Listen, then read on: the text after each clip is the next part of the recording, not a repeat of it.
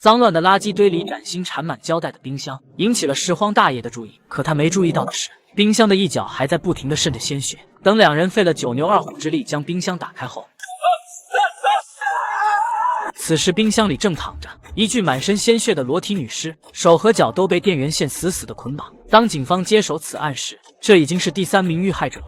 第1名受害者是被割走了小肠，而第2个是被割走了肺部。为了验证死因，法医对尸体进行解剖，死者四肢都有捆绑痕迹，脖子上有细小的针孔，初步判断是生前曾被注射过药剂，腹部有明显伤痕。如此残忍的手法，令不少警员都怀疑这是一起贩卖器官的案件，可法医却否认了这一看法。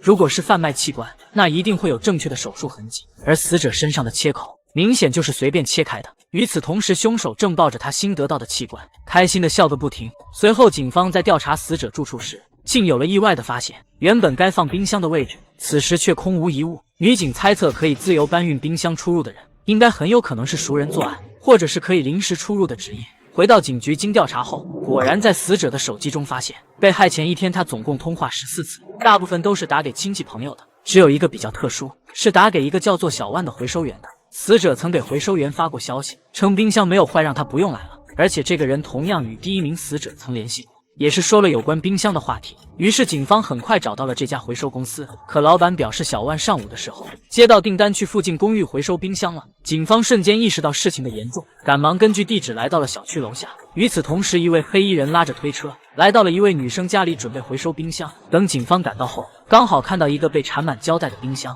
被推了出来，警员们警惕地举起枪打算抓捕男人，谁知这时门内女人伸出头，一脸疑惑地看着警员。看到这么多枪指着自己，男人心里也是10万个为什么。被莫名其妙带回警局的男人一脸懵，表示自己从没见过那2名死者，而且与他们通过短信后，自己也从来没去过他们的家，这一点公司里的同事都可以为他作证。随后警员又询问起他的那些客户联系方式，除了他以外，是否还有其他人知道。男人很肯定地表示自己从来没泄露过客户信息，肯定没人知道。但一说起取消预约信息的事，他突然想到今早就有顾客发来一条取消预约的信息，而地址就是刚刚那个小区的隔壁。与此同时，凶手早已成功迷晕1名女人，将人装进冰箱搬回了车里，准备继续回去割器官。等警员赶到那名顾客家中时，屋内早已空无一人，同他一同消失的还有家里的冰箱。警方调取了周围的监控，发现凶手不是男的就是女的。监控显示凶手是开着货车拉走冰箱的，而且这辆车正是他们去抓捕小万时从他们身边经过的那辆。此时的地下室，男人将女人拖出冰箱撂在了案板上，随后拿出剪刀剪开女人的衣服。当看到女孩腹部有着明显的手术痕迹时，他立马气得大叫起来。男人的动静惊动了女人，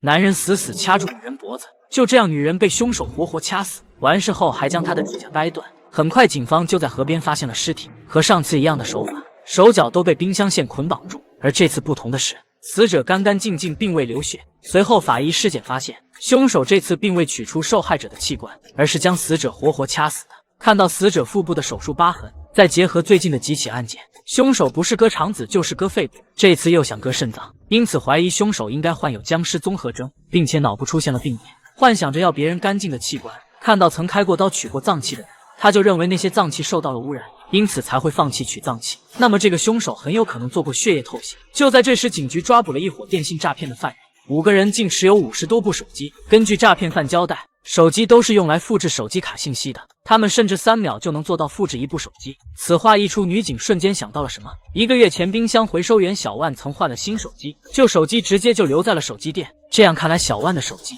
就是那时候被凶手复制的。老板表示，前段时间确实有个身体不方便的员工离职。就在这时，警方也从医院找到了凶手的资料。经过老板的辨认，男人就是店里之前的员工。女警推断，男人就是利用职务之便，从而物色目标，对受害者手机进行复制，然后假借回收人员的名义联系受害者后伺机作案。得知这一信息后，警方立马前往凶手的住处。此时凶手还在照着镜子，准备猎杀下一个目标。这次他假装房屋中介，跟对方约好了9点去看房。当警方赶到凶手的秘密基地时，发现凶手早已没了踪影，扑面而来的血腥味布满了整个空间。在桌子上发现了复制的手机卡，警员从现场未拆封的工具猜出，凶手下个目标是取走心脏。结合上次的调查结果，直觉告诉他，凶手的下一个目标很有可能就是孩子。警方很快找到了新的信息，调查发现凶手的手机里剩下的名单里竟有一个独居的宝妈。为了避免造成更大的伤害，警员们立即前去营救。与此同时的另一边，